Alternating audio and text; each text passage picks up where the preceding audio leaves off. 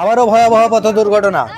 বেলডাঙ্গা থানার অন্তর্গত ভাবতা নেতাজি স্কুলের মোড়ে আবারও ভয়াবহ পথ দুর্ঘটনা। মৃত এক ব্যক্তি, নাম হচ্ছে প্রভাত মণ্ডল, বাড়ি সারগাছি পণ্ডিতপাড়া, পেশায় তিনি একজন মিষ্টির কারিগর। সাইকেল নিয়ে রাস্তা পারাপার করতে গিয়ে লরির তলে পড়ে মৃত্যু হয় তার। এই ঘটনার পরে স্থানীয়রা বিক্ষোভ সৃষ্টি করে। তাদের দাবি যে এই রাস্তার কাজ খুব ধীর গতিতে হওয়ার কারণে দিনের পর দিন অ্যাক্সিডেন্ট বেড়েই চলেছে। এরপর বেলডাঙ্গা থানার পুলিশ গিয়ে পরিস্থিতি নিয়ন্ত্রণে আনেন। আপনাদেরকে শোনাবো তাদের বক্তব্য। এখানকার দুর্ঘটনাটা নৈতিক ব্যাপার হয়ে গেছে। গতকাল একজন টিচার মারা গেছে। তো এখানকার যা ইঞ্জিনিয়ার যে কাজ হচ্ছে ওভারব্রিজ এবং এ নিয়ে তাদের সিস্টেমের মধ্যে নাই। তারা ঠিকমতো জল দেয় না। তারা ঠিকমতো যে পাশে রেলের পাশে দেখবেন, এই রাস্তার পাশে দেখবেন যে একটা খাদ হয়ে আছে, ওইখানে স্লিপ করে পড়ে, এবং আমিও একদিন পড়ে গেছিলাম। পড়ে যাওয়ার পরে অ্যাক্সিডেন্টটা হচ্ছে, তখন সে ব্যালেন্স সামলাতে পারছে না, আগে পিছে গাড়ি থাকছে, কোনো ডাম্পার এসে তাদেরকে চাপা দিয়ে চলে যাচ্ছে। এটাই হচ্ছে ব্যাপার। এবং যত তাড়াতাড়ি সম্ভব, এবং এখানকার অ্যাডমিনিস্ট্রেশন পুলিশ তো আছে, এসডিপো সাহেব আছেন, ওনাদেরও সিভিকের কিছু ঘাটতি আছে। যারা সিভিক যদি বেশি করে থাকে, এখানে বেশি যেহেতু অ্যাক্সিডেন্ট হচ্ছে, বেশি সিভিক থাকা দরকার, যারা মানুষকে সচেতন করবে এবং রাস্তা পারাপারে সাহায্য করবে, বা গাড়ি আটকানোর একটা গাড়ি হাত দেখিয়ে বা লাল সিগন্যাল দেখিয়ে আটকাবে, তাতে মানুষের সুবিধা হতো। সেটা নাই, অরাজকতা একটুখানি আছে। এবং ইঞ্জিনিয়াররা কারো কথা শুনে না। যারা এনএইচের যারা ইঞ্জিনিয়ার, তারা কারো কথা শোনে না। আমরা বলতে গেলেও শোনে না। তাদের একটা উদ্যোগ তো আছে। আজকে মিটিং হবে, মিটিংয়ে ব্যাপারগুলো বলবো, যাতে সাধারণ মানুষের প্রাণ না যায়। প্রত্যেকটা প্রাণী তো খুব মানে সবারই তার ফ্যামিলির কাছে সে ইম্পর্টেন্ট। এবার একটা মারা যাচ্ছে, সে একটা ফ্যামিলি তার উপর ডিপেন্ড। কাল যে চাকরি করার ছেলেটা চলে গেল, তার ফ্যামিলি কীভাবে চলবে, সেটাও তো একটা ব্যাপার আছে। তাই আমরা চাই যে এই ঝামেলাটা মিটিয়ে যাতে সাধারণ মানুষ ঠিকভাবে চলাচল করতে পারে। আচ্ছা, এখানে এই যে 120 নম্বর রেলগেটে যে ফ্লাইওভারের যে কাজটা দেখলাম দীর্ঘ কয়েক বছর ধরে কিছুটা হয়ে পড়ে আছে, এটার কারণটা কি? কেন কাজও করছে না?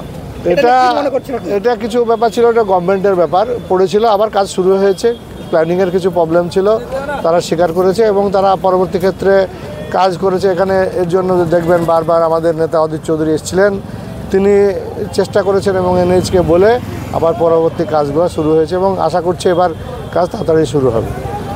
আপনার নাম এবং পরিচয়টা একটু বলবেন। আমার নাম আব্দুল্লাহ কাফি, এই অঞ্চলের আমি জেলা পরিষদের মেম্বার। স্যার, এই যে এত রাস্তায় আমরা দেখছি প্রতিদিনই প্রায় দুর্ঘটনা ঘটছে, এটা নিয়ে আপনি কী বলবেন? এটা তো ভাবতা রেলগেটে আপনার এনএইচের কাজ চলছে। আপনারা জানেন এখানে ওভারব্রিজ হচ্ছে, আরওবি যেটা।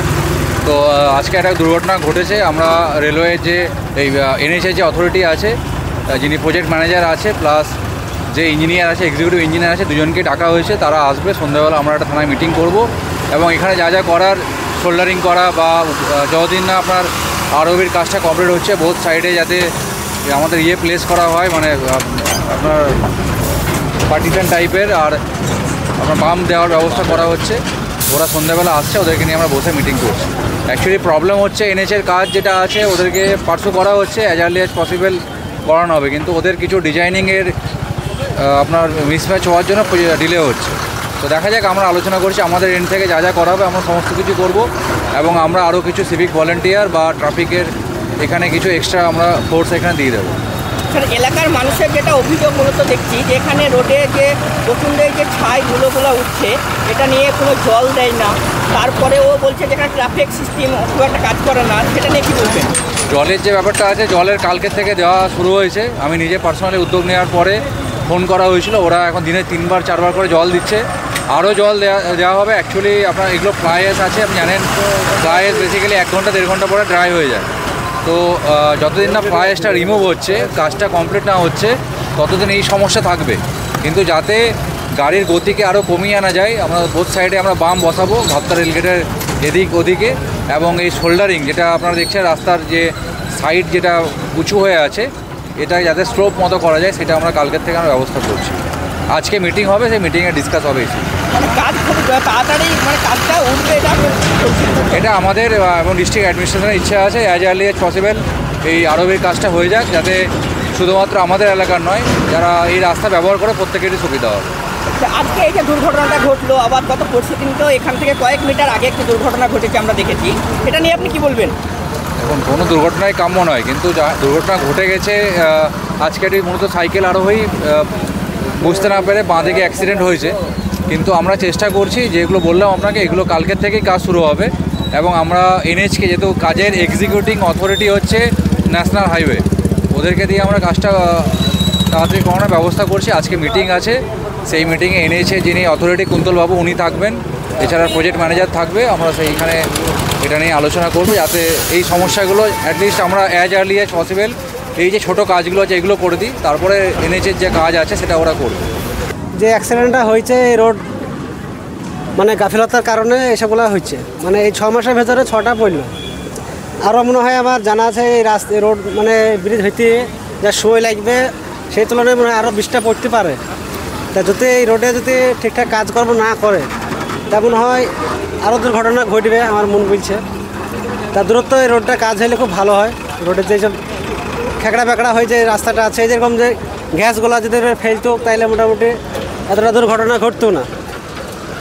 তা এখন আমাদের যে গাফিলতার কারণে এগুলো হচ্ছে এটা দেখতে হবে, যাতে না হয় আগামীতে। সাইকেলে ছিল, সাইকেলে পার হয়েছিল রোড, আর ওই সময় এসে গাড়িতে ঢিপমেট দিয়েছে। কোথায় বাড়ি জানা গেছে? বাড়ি সার কাছে ওই লোকের বাড়ি।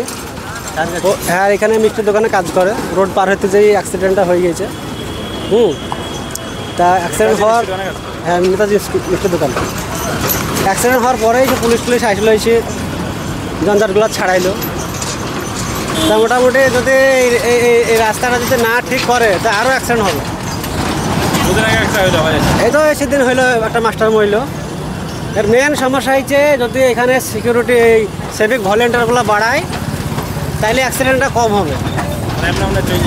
সিভিক ভলেন্টিয়ার মেন কথা হচ্ছে এখানে টেকা থেকে বাস থেকে মেলা মেয়ে ছেলে নামে, ছোটো ছোটো ছেলের সাথে করলি তা এখানে রাস্তাতে পার হইতে পারে না। তা সিভিক ভলেন্টিয়ারগুলো ঠিকঠাক পার করে দেয় না। এই গাফিলতার লেগে মনে হয় আরও হবে অ্যাক্সিডেন্ট। আমি এটাই বলতে চাইছি, যেন এটা যাতে না হয় আগামীতে। আপনার নাম? আমার নাম হচ্ছে আমজাদ শেখ, বাড়ি আমার এখানে। আজকে যে অ্যাক্সিডেন্টটা হলো কীভাবে হলো একটু বলবেন?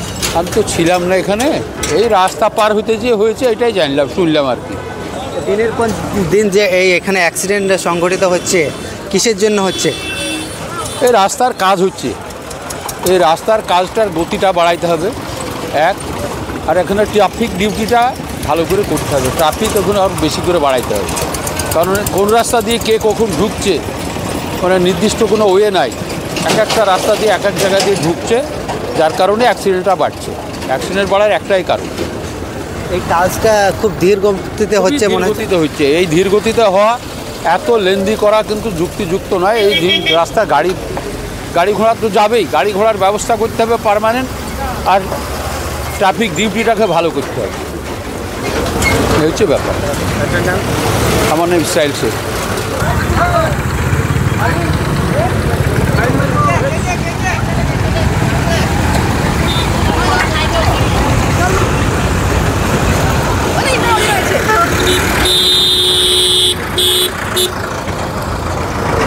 যে আমরা দাঁড়িয়ে আছি এই মুহূর্তে ভাবতা মোড়ে। তো দেখতে পাচ্ছেন যে কিছুক্ষণ আগে এখানে একটি মর্মান্তিক দুর্ঘটনা সংঘটিত হয়, সেখানে একজনের যে প্রাণ চলে যায়। তো কিভাবে যে ধুলো, এখানে রাস্তার কাজ হচ্ছে আর সেই কারণে দেখতে পাচ্ছেন যে ধুলো, এত পরিমাণ ধুলো, মূলত এই ধুলোর কারণেই সব অ্যাক্সিডেন্টগুলো সংঘটিত হচ্ছে। 2 দিন আগে এখানে আরেকটা অ্যাক্সিডেন্ট হয়, সেই 2 দিন পর আবার একটা মর্মান্তিক অ্যাক্সিডেন্ট।